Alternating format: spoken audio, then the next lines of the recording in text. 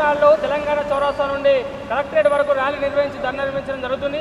ఎందుకోసం అనుకున్నప్పుడు ఈ రాష్ట్ర వ్యాప్తంగా కాంగ్రెస్ ప్రభుత్వం అధికారంలోకి వచ్చిన కాడికి పూర్తిగా ప్రభుత్వ విద్యను పూర్తిగా నిర్వీర్యం చేసే కుట్ర ఈ రాష్ట్రంలో జరుగుతుంది.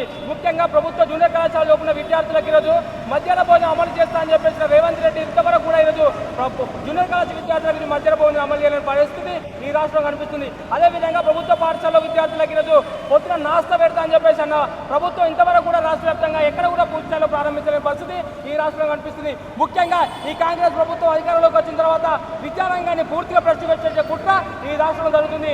ఈ రోజు కేంద్రంలో ఏదైతే ధర్మేంద్ర ప్రధాని రాజీనామా చేసిండో నీటి విద్యార్థులపైన ఈరోజు ఈ రాష్ట్రంలో కూడా విద్యారంగ సమస్యలు పరిష్కరించకపోతే రేవంత్ రెడ్డి తన పదవికి రాజీనామా చేసే వరకు, తన మంత్రి పదవికి రాజీనామా చేసే వరకు విద్యారంగానికి విద్యాశాఖ మంత్రి కేటాయించే వరకు కూడా ఎస్ఎఫ్ఐగా అనేక కార్యక్రమాలు చేస్తామని చెప్పేసి మీకు తెలియజేయడం జరుగుతుంది. నా పేరు శ్రీకాంత్, ఎస్ఎఫ్ఐ జిల్లా ఈరోజు ఎస్ఎఫ్ఐ రాష్ట్ర కమిటీ ఆధ్వర్యంలో కరీంనగర్ జిల్లాలో చెలో కలెక్టరేట్ పిలుపునివ్వడం జరిగింది.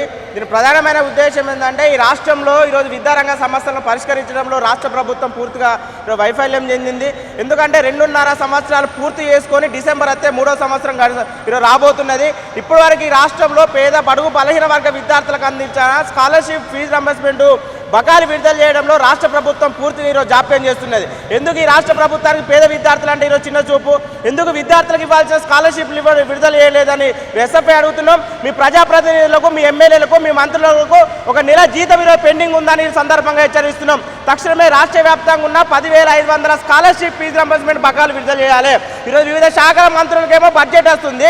ఈరోజు విద్యాశాఖ మంత్రిగా రాష్ట్ర ముఖ్యమంత్రి రేవంత్ రెడ్డి దగ్గర ఉంటే కనీసం నీ శాఖకే ఈరోజు నిధులు విడుదల చేయకుంటే నువ్వేమి ఈరోజు ముఖ్యమంత్రి ఈరోజు వ్యవహరిస్తున్నామని సందర్భంగా రాష్ట్ర ప్రభుత్వాన్ని హెచ్చరిస్తున్నాం. తక్షణమే పెండింగ్లు ఉన్న స్కాలర్షిప్ ఫీజు రింబర్స్మెంట్ బకాయిలను విడుదల చేయాలి.